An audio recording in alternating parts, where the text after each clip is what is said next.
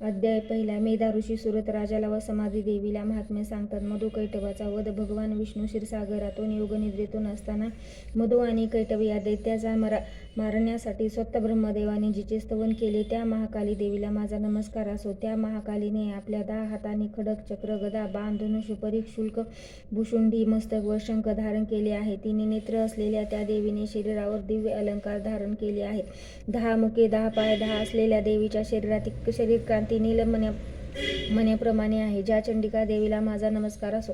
ग्रंथारंभी श्री गणेशाय देवी, सरस्वती कुलदेवता भगवती देवी यांनी मी नमस्कार करते. हे गजानन, तू सर्वांना बुद्धी देणारा आहेस. तू सर्व विद्यांचा 14 विद्या 64 कला यांचा नायक आहे. सर्व लोककार्यरंभी तुला वंदन करतात. त्रिपुरासुरांचा वध करण्यासाठी भगवान शंकराने तुझे ध्यान केले होते. बळीराजाला पाताळात लोटताना वामनाने तुला ध्यानपूर्वक नमस्कार केला होता. सृष्टीची रचना करताना ब्रह्मदेव प्रथम तुझेच ध्यान करतात. शेषनाग हे पृथ्वीचा भार मस्तकावर धारण करताना तुझेच ध्यान केले होते. महिषासुराचा वध करण्यासाठी पार्वती मातेने तुझेच ध्यान केले होते.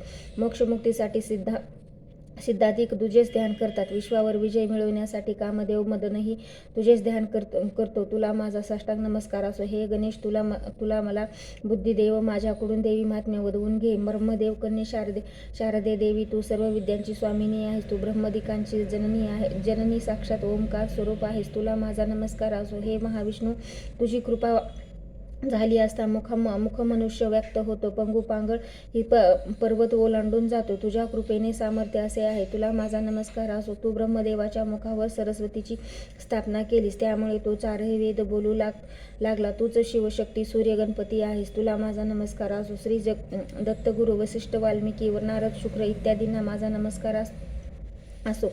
आता जिचं हा देवी महात्म्य ग्रंथ आहे त्या आदिशक्ती देवीला मोठ्या भक्तिभावाने वंदन करून मी श्रीदेवी महात्म्य ग्रंथाला प्रारंभ करतो. श्रोते हो, तुम्हाला माझा नमस्कार असो. माझ्या लेखनात वर्णन करण्यात काही उणीव राहिली तर ती तुम्ही श्रद्धेने भरून काढावी. आता मी श्रीदेवी महात्म्य कथा सांगण्यास प्रारंभ करतो. कथा आहे फार प्राचीन काळातील, अगदी द्वापार युगातील. एकदा नेहमी शरण्यात अनेक वर्ष चालणाऱ्या यज्ञासाठी शौनकादिक अनेक ऋषी एकत्र जमले होते व ते सर्व वेद विद्या जाणणारे होते. आयुर्वेदिक, धनुर्वेद, ज्योतिर्वेद, गंधर्ववेद ही 4ही उपवेदांचे चांगले जाणकार होते. त्याचप्रमाणे वेदांतज्ञ भीमास, तर्क, चावार्क ही सहशास्त्रे, व्याकरण, संख्या, योग, शिल्प, सूप, काम, कोक, वैद्य, पातंजल, योग, उपशास्त्रे यात हे सर्व जण मोठे प्रणीव होते. ते सर्व ऋषी पुराणिक सुतांना म्हणाले, तुम्ही व्यासांचे शिष्य आहात. व्यासांनी भविष्योत्तर भगवान मत्स्य, मार्कंडे इत्यादी 18 पुराणे, त्याचप्रमाणे शिव, नरसिंह, गणेश, देवी इत्यादी 23 उपपुराणे तुम्हाला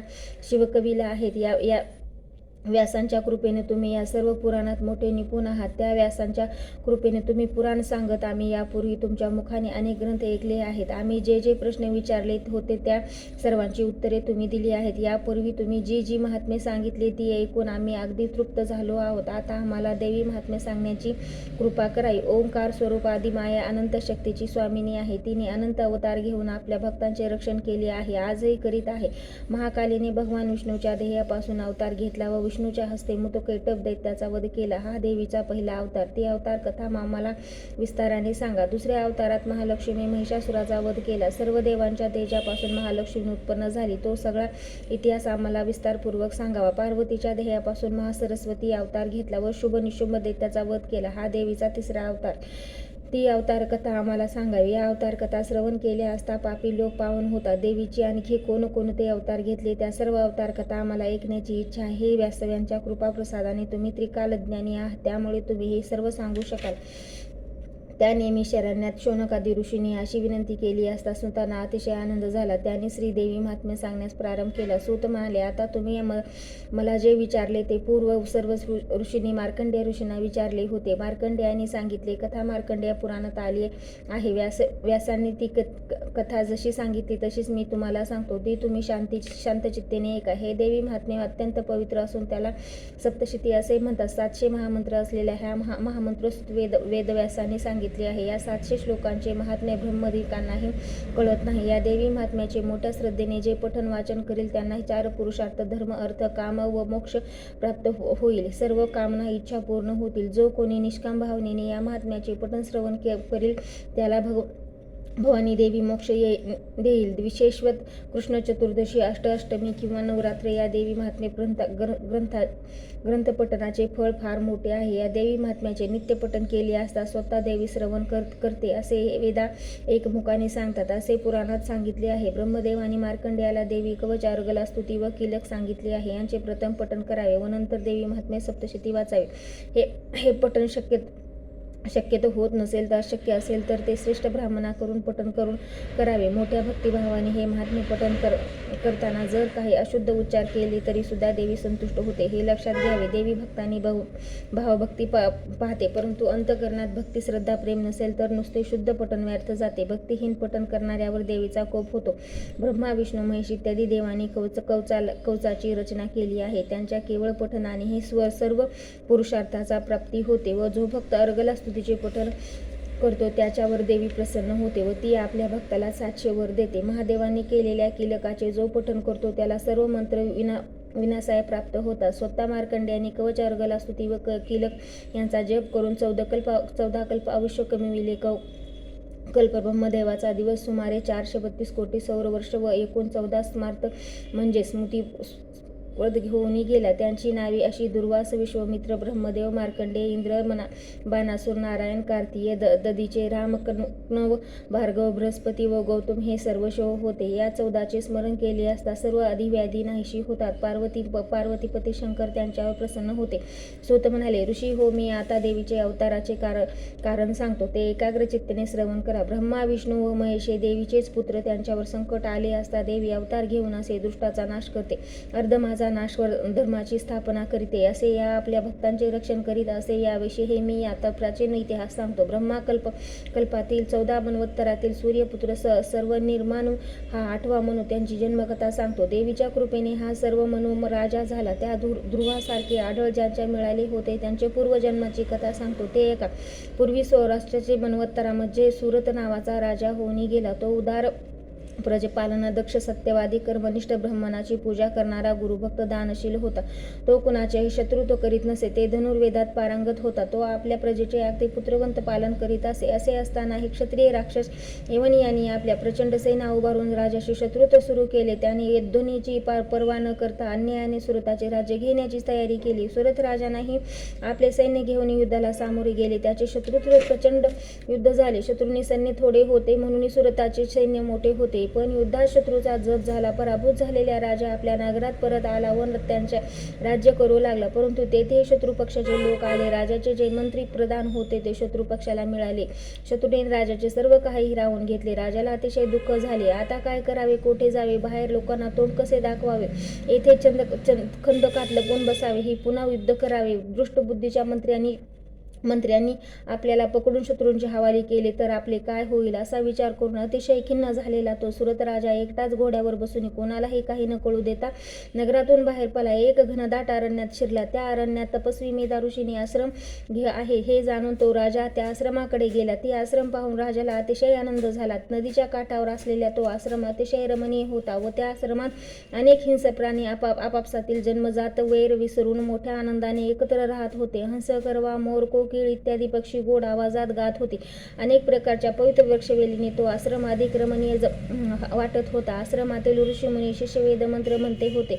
सर्व मेधा ऋषीने सेवा करीत होते. ते आश्रम स्वर्गापेक्षाही सुंदर होता. असा तो आश्रम पाहून सुरत राजाला अतिशय आनंद झाला.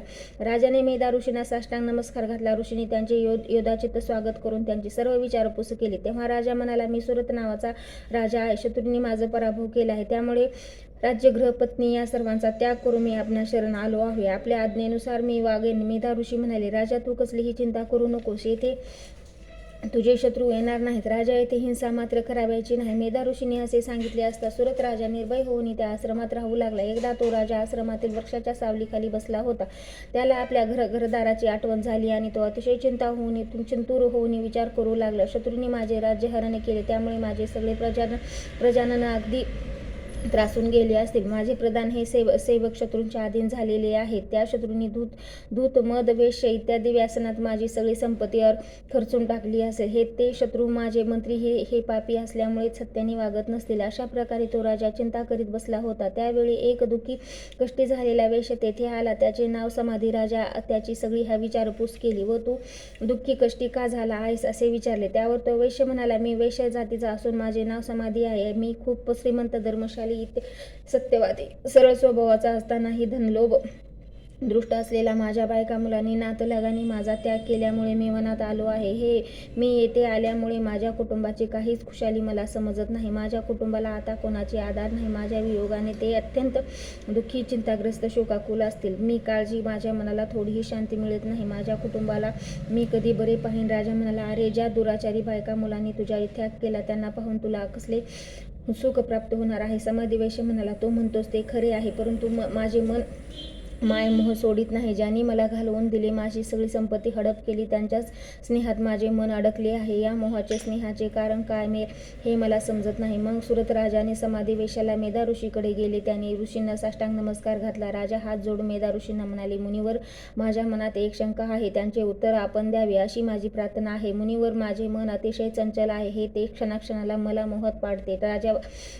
राजादी सर्व गोष्टी क्षणिक नाशिवंत आहेत. हे मोहित असूनही त्यांच्याबद्दल मोह सुटत नाही, स्नेह कमी होत नाही. याचे कारण काय?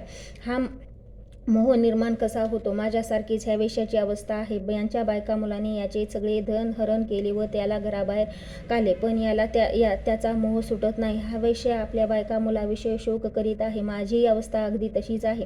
आम्ही दोघे ज्ञानी आहोत, पण मोहपाश सुटत नाही. या मोहाचे कारण काय? सुरत राजाने असे विचारले असता मेधा ऋषी म्हणाले, याचे पूर्व मार्कंडेयाने शिष्यांना सांगितले होते, सुतांनी शौनकादी ऋषींना सांगितले होते. तेच उत्तर आता मी देतो. हे राजे, या सर्वांचे कारण मी भुवनेश्वरीचे आहे. सर्व प्राणी मात्र तीच वास्तव करते. सर्व प्राणी मायेने व्याप्त आहेत. पशु, पक्षी, नर या सर्वांना विषयज्ञान असते. प्रत्येकाचे विषय मात्र वेगवेगळे असतात. जे दिवांध प्राणी असतात त्यांना दिवस काही दिसत नाही. घुबड, वटवा, आगुळ इत्यादी प्राणी दिवांध आहेत. कावळा इत्यादी त्या प्राण्यांना रात्री काही दिसत नाही. गर्भापासून जन्मास आलेल्या प्राण्यांना दिवस रात्र सारखीच असते. गाय, घोडा, बैल, कुत्रा यांना दिवस रात्र सारखीच असते. आहार, निद्रा, भय, मैथुन, कामवासना सर्वांना सारखीच असते. जे ज्ञान मनुष्याला असते ते पशुपक्ष्यांनाही असते. पक्षी अन्नकण आणून आपल्या पिलांच्या तोंडात घालतात. प्रेम, मनात मोह या गोष्टी सर्वांच्या ठिकाणी असतात. आता मोह कशापासून निर्माण होतो असे जे तू विचारले आहेस त्याचे उत्तर मी देतो.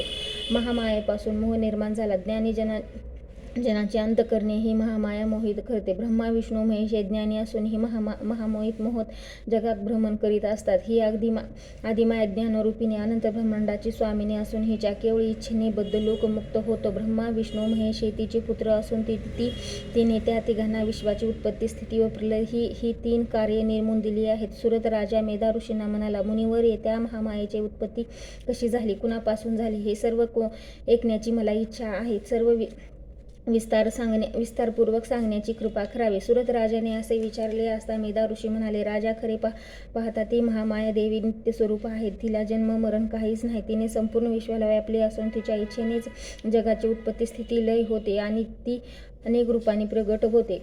ती नित्य आहे. तिला जन्म नाही, पण वेळोवेळी ती देवकार्यासाठी उत्पन्न होते. म्हणून लोक देवी उत्पन्न झाली असे म्हणतात.